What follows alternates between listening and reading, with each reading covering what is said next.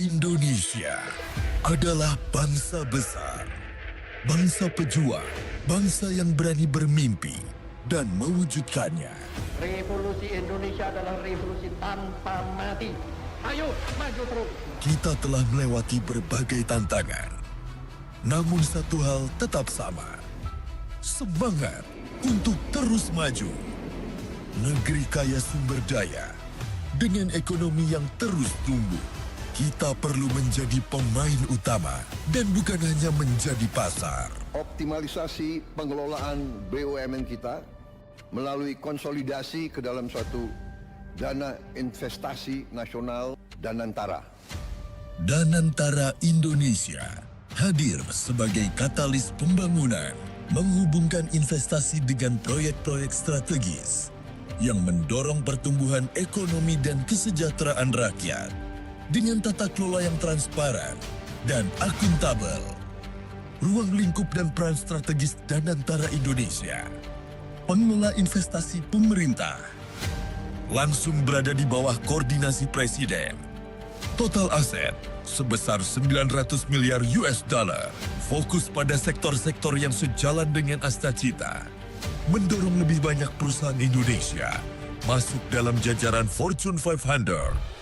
Danantara Indonesia bertujuan untuk mempercepat pertumbuhan ekonomi hingga 8% dan membawa Indonesia menuju Indonesia Emas 2045 dengan mengedepankan tata kelola yang baik, meningkatkan efisiensi aset, menarik investasi global, dan memperkuat daya saing Indonesia. Inilah saatnya Indonesia melangkah ke masa depan dengan kekuatan baru. Danantara Indonesia.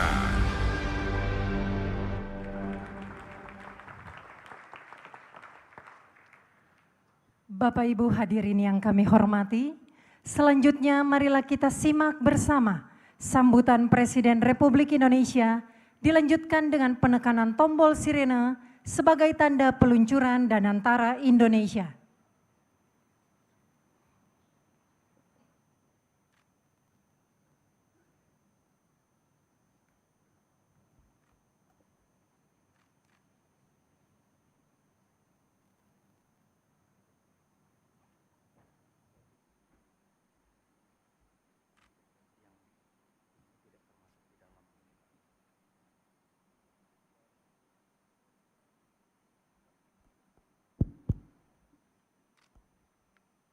Bismillahirrahmanirrahim.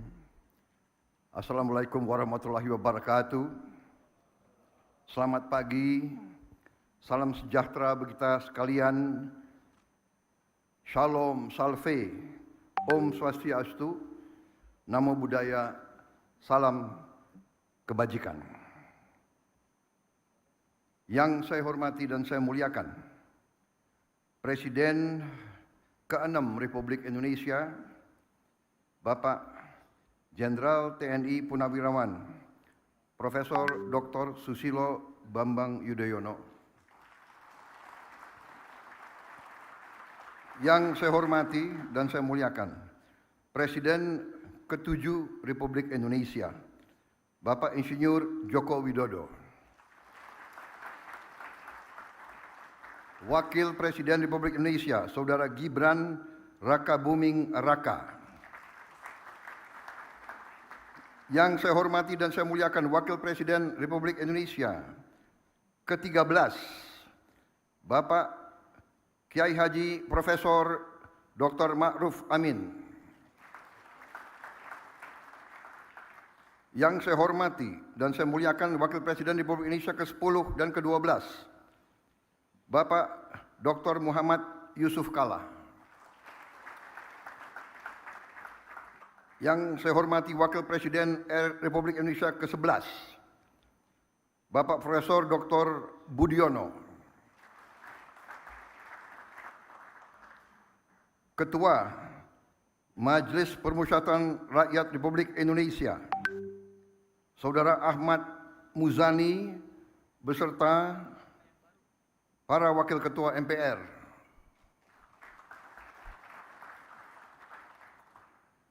Yang saya hormati, Ketua Dewan Perwakilan Rakyat Republik Indonesia, Saudari Puan Maharani,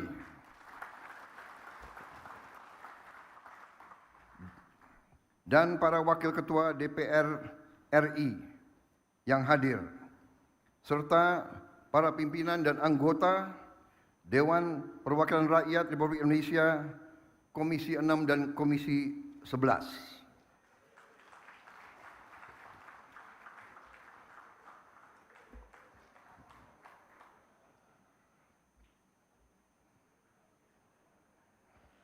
Tanpa mereka, hari ini tidak akan terjadi.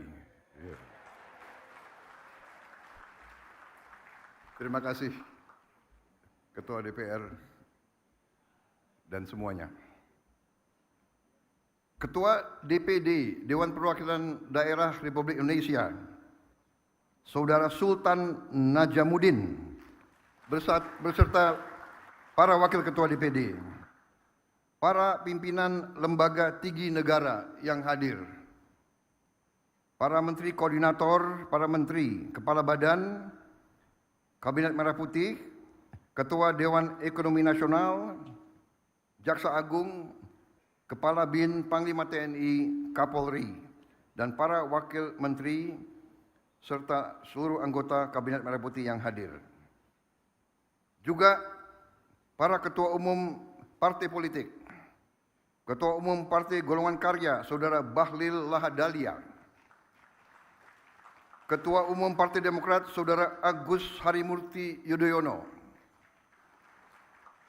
Ketua Umum Partai Amanat Nasional, Saudara Zulkifli Hasan,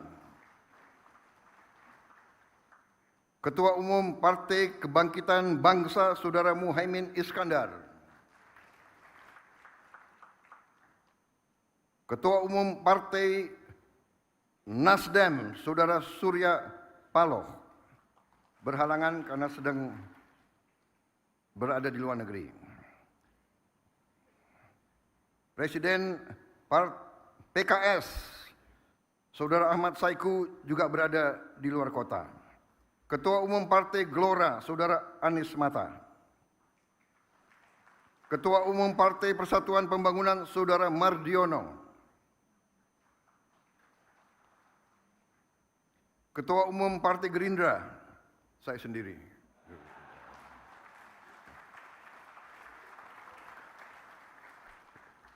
Tapi hadir Ketua Harian dan Sekjen. Yang mewakili Partai Bulan Bintang, Partai Prima, Partai Garda Republik, dan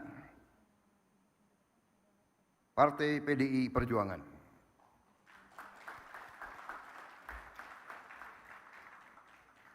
Hadir juga di sini senior kita, tokoh ekonomi Indonesia, Bapak Profesor Dr. Emil Salim.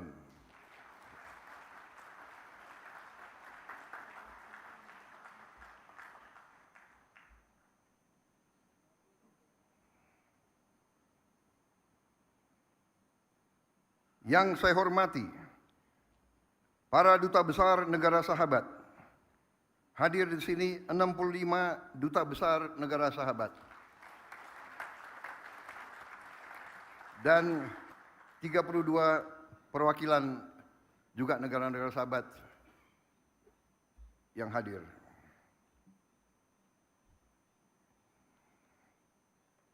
Saudara-saudara sekalian, para tamu yang saya hormati dan saudara-saudara sebangsa dan setanah air.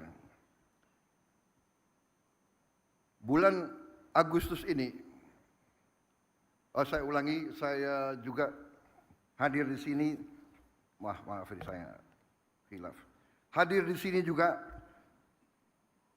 tokoh-tokoh organisasi-organisasi agama, Ketua Umum Nahdlatul Ulama, Saudara Kiai Haji Yahya Khalil Stakuf, Ketua Umum Muhammadiyah, Profesor Dr. Kiai Haji Haidar Nasir, Ketua Presidium Konferensi Wali Gereja Indonesia, Monsinyur Antonius Subianto Bunyamin, perwakilan dari Persekutuan Gereja Indonesia, Majelis Ulama Indonesia, Parisada Hindu Dharma Indonesia, Pengurus Pusat Persatuan Umat Buddha Indonesia, Majelis Tinggi Agama Konghucu Indonesia.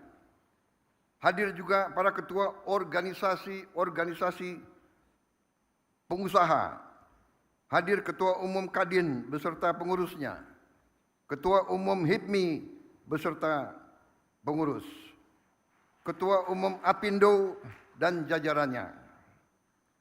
Para pimpinan Foreign Chambers and Business Council in Indonesia, from United States, People's Republic of China, Europe, Japan, Australia, Republic of Korea, and other friendly nations. Saudara-saudara sekalian, hadir juga tokoh-tokoh pengusaha nasional, Bapak Khairul Tanjung, Bapak Gariboldi Thohir, Bapak Franky Wijaya, Bapak Haji Andi Samsudin Arsyad, Bapak Anindya Bakri, Bapak Arsyad Rashid, beserta para pengusaha nasional, para CEO dan para pelaku ekonomi yang saya hormati. Hadir para pelaku perbankan nasional, Dirut Bank Himbara, Gubernur BI yang saya hormati, Ketua OJK, Kepala LPS, Direktur Utama Bursa Efek Indonesia, dan para pengguna pasar modal. Hadir juga para rektor-rektor universitas, serta para pimpinan redaksi dari media-media nasional. Hadirin tamu undangan yang saya hormati. Saudara-saudara sebangsa dan setanah air. Bulan Agustus ini, bangsa yang kita cintai, bangsa Indonesia, akan dengan bangga merayakan 80 tahun kemerdekaan. Selama 8 dekade, kita telah menghadapi berbagai tantangan dan ujian. Namun, kita tidak pernah goyah dalam mewujudkan visi membangun Indonesia yang sejahtera. Kita telah berkorban begitu banyak demi menjaga negara kesatuan Republik Indonesia dan menegakkan cita-cita luhur yang menjadi dasar berdirinya bangsa kita. Namun, di tengah perayaan atas capaian yang telah kita raih, kita juga harus berani menghadapi kenyataan. Kita harus bertanya kepada diri kita sendiri. Setelah 80 tahun merdeka, mengapa masih ada anak-anak kita yang kelaparan? Mengapa para petani dan nelayan kita masih berjuang untuk mendapatkan hasil yang layak dari kerja keras mereka? Mengapa setelah 8 dasawarsa masih ada desa dan kota yang belum tersentuh listrik? Mengapa di tengah kekayaan yang kita miliki, masalah-masalah ini masih tetap ada? Dan yang lebih penting, bagaimana kita dapat memperbaiki keadaan ini? Bukan karena kita kekurangan sumber daya, tapi mungkin karena cara kita mengelola dan memanfaatkannya belum sepenuhnya memberi manfaat sebesar-besarnya bagi rakyat. Inilah kenyataan yang harus kita akui. Karena perubahan yang berarti hanya bisa dimulai dari keberanian untuk melihat kebenaran. Keberanian untuk melihat kekurangan-kekurangan kita. Mengelola dan memanfaatkan sumber daya alam yang dianugerahkan Tuhan untuk sebesar-besarnya kesejahteraan rakyat dan masa depan Indonesia adalah tugas utama kita. Sebagaimana diamanatkan dalam pasal 33 Undang-Undang Dasar 1945, ayat 1 yang berbunyi, perekonomian disusun sebagai usaha bersama berdasar atas azas kekeluargaan. Ayat kedua, cabang-cabang produksi yang penting bagi negara dan yang menguasai hajat hidup orang banyak dikuasai oleh negara. Ayat 3, bumi dan air dan kekayaan alam yang terkandung di dalamnya dikuasai oleh negara dan dipergunakan untuk sebesar-besar kemakmuran rakyat. Azas-azas ini harus menjadi pedoman kita dan memang telah menjadi pedoman kita dalam memastikan bahwa kekayaan nasional benar-benar memberi manfaat bagi seluruh rakyat Indonesia. Azas-azas inilah yang membimbing pekerjaan saya dan menjadi dorongan utama bagi saya dalam menjalankan amanah konstitusional dengan dedikasi serta efektivitas yang setinggi-tingginya. Mengatasi tantangan-tantangan ini memerlukan respons yang berani dan strategis. Itulah sebabnya peluncuran Danantara Indonesia hari ini memiliki arti yang sangat penting. Karena Danantara Indonesia bukan sekedar sebuah badan pengelola investasi, melainkan harus menjadi instrumen pembangunan nasional yang akan mengoptimalkan cara kita mengelola kekayaan Indonesia.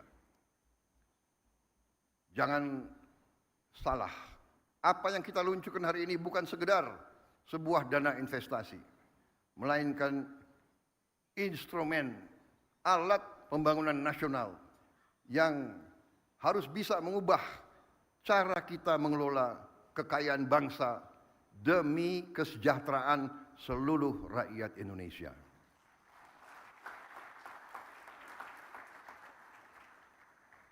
Kita telah membuktikan komitmen dalam mengelola kekayaan negara dengan disiplin keuangan yang ketat dan tata kelola yang bertanggung jawab.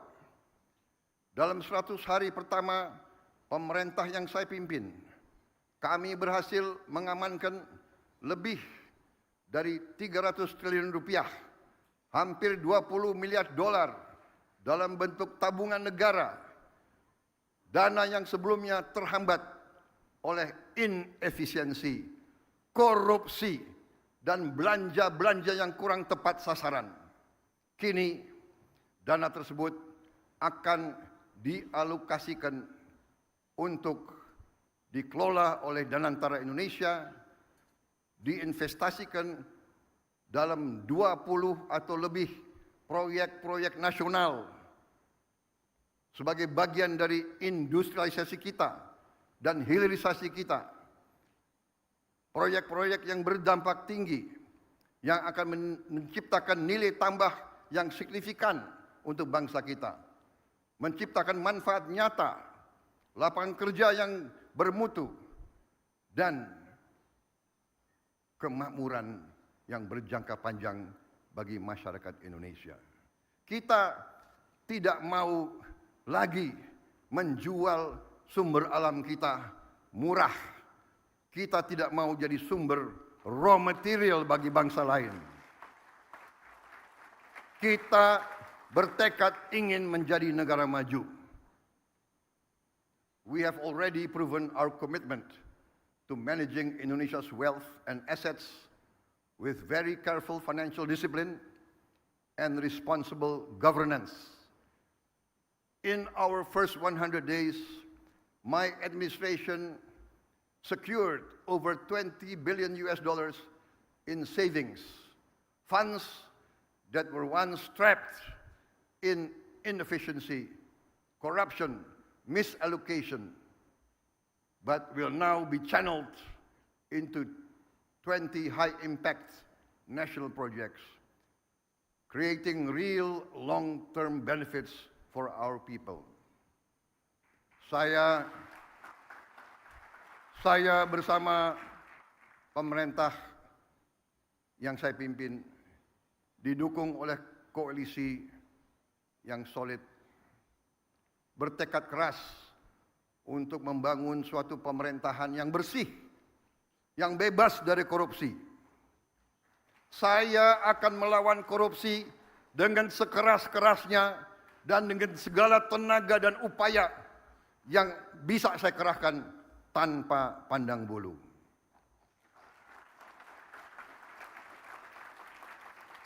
Prinsip yang sama akan menjadi fondasi dalam pengelolaan Danantara Indonesia. Visi untuk mengelola sumber daya nasional secara bijaksana bukanlah sesuatu yang baru. Tidak lama setelah kemerdekaan, para pendiri bangsa mendirikan Bank Industri Negara untuk membiayai sektor perkebunan, industri, pertambangan. Pendahulu-pendahulu kita telah lama investasi dalam sektor-sektor strategis. Presiden pertama kita mendirikan Institut Pertanian Bogor karena memandang pertanian sebagai sektor strategis. Bung Karno pernah mengatakan, "The stomach cannot wait." Kita tidak boleh mengizinkan kelaparan yang ada di Indonesia. Presiden kita pertama pun yang membesarkan Institut Teknologi Bandung karena kita untuk merdeka, untuk sejahtera harus menguasai teknologi. Presiden kedua meneruskan pembangunan dan semua presiden-presiden kita membawa kita sampai kita sekarang hari ini bisa meluncurkan Danantara Indonesia. Presiden Habibie, Presiden Abdurrahman Wahid, Presiden Megawati, Presiden Susilo Bambang Yudhoyono, Presiden Susilo Bambang Yudhoyono dan Presiden Joko Widodo semua telah memberi peran dan memberi sumbangan yang sangat besar bagi bangsa Indonesia. Dan sekarang jatuhlah kepada kami untuk mengamankan fondasi-fondasi yang telah dibangun dan untuk meneruskan mencapai cita-cita kita menjadi negara sejahtera, rakyat kita makmur, aman dalam keadilan.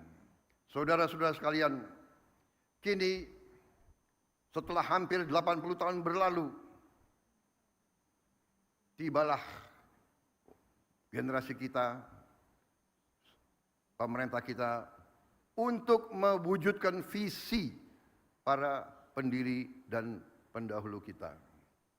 Kita harus memastikan bahwa kekayaan Indonesia benar-benar bermanfaat dan dirasakan manfaatnya untuk kepentingan rakyat dan bisa meningkatkan tingkat penghasilan rakyat Indonesia. Saya memahami bahwa banyak pertanyaan tentang Danantara Indonesia. Mungkin ada yang ragu-ragu apakah ini bisa berhasil atau tidak. Hal ini adalah wajar karena inisiatif ini belum pernah ada sebelumnya. Namun hari ini seluruh rakyat Indonesia patut berbangga karena dengan total aset lebih dari 900 miliar dolar Amerika, Danantara Indonesia akan menjadi salah satu dana kekayaan atau sovereign wealth fund negara terbesar di dunia.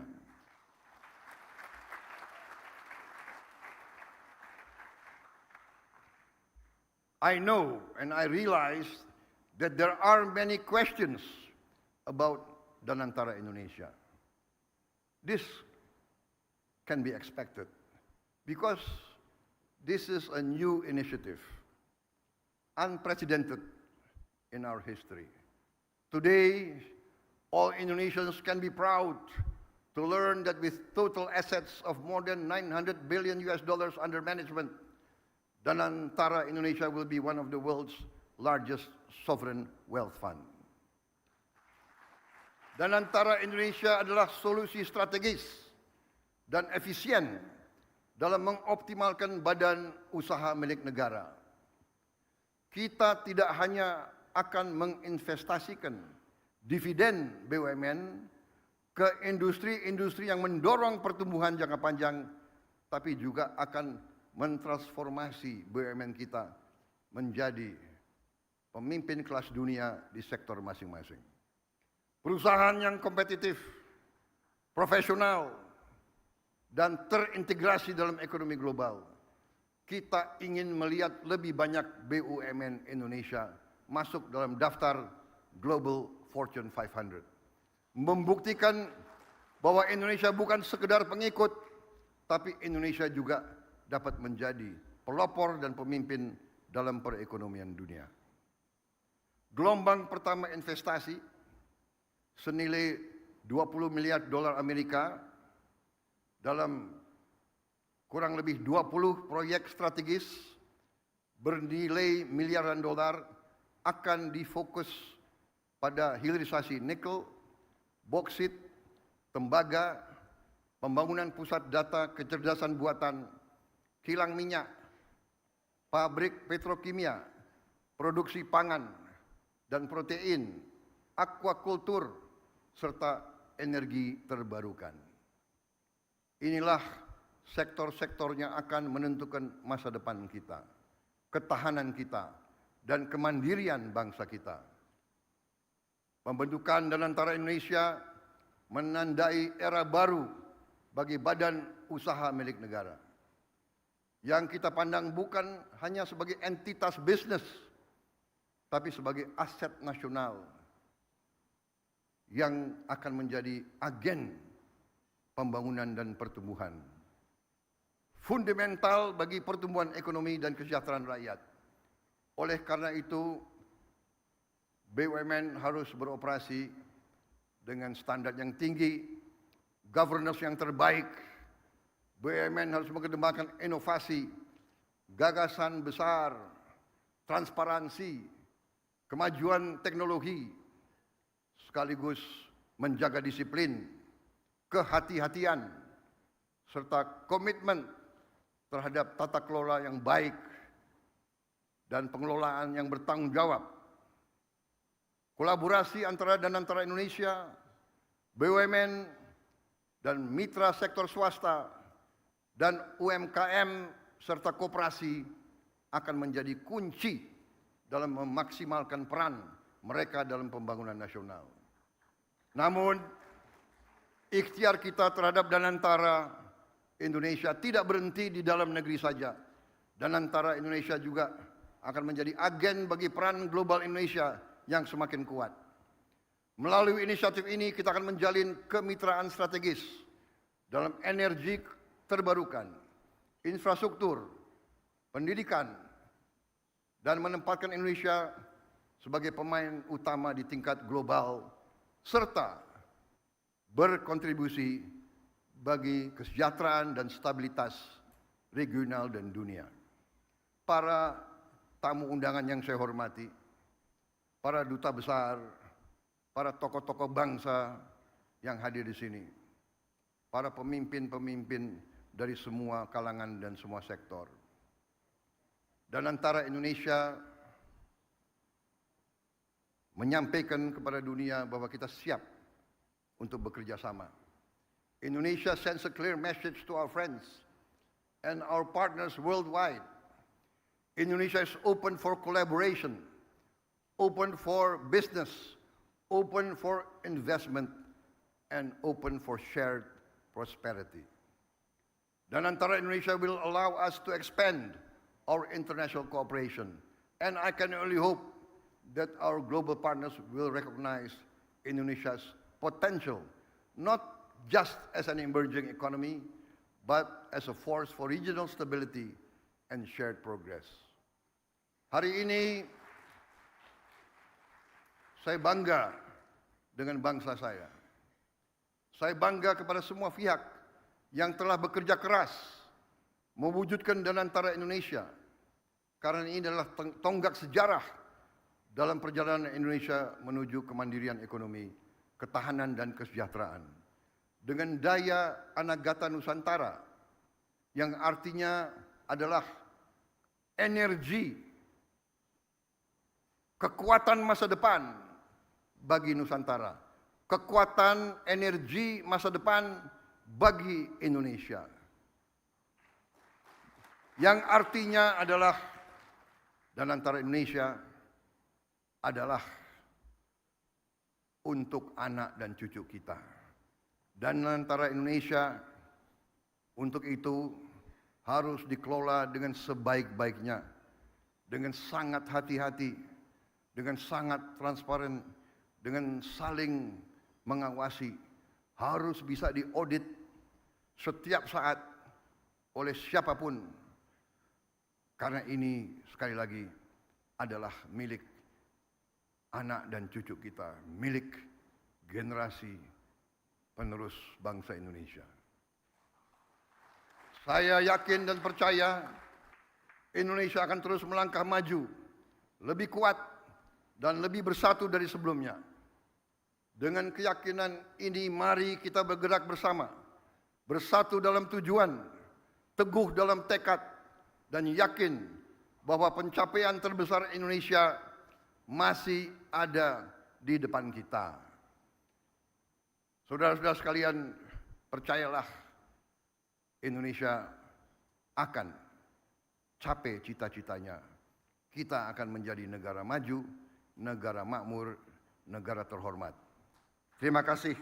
Wassalamualaikum warahmatullahi wabarakatuh.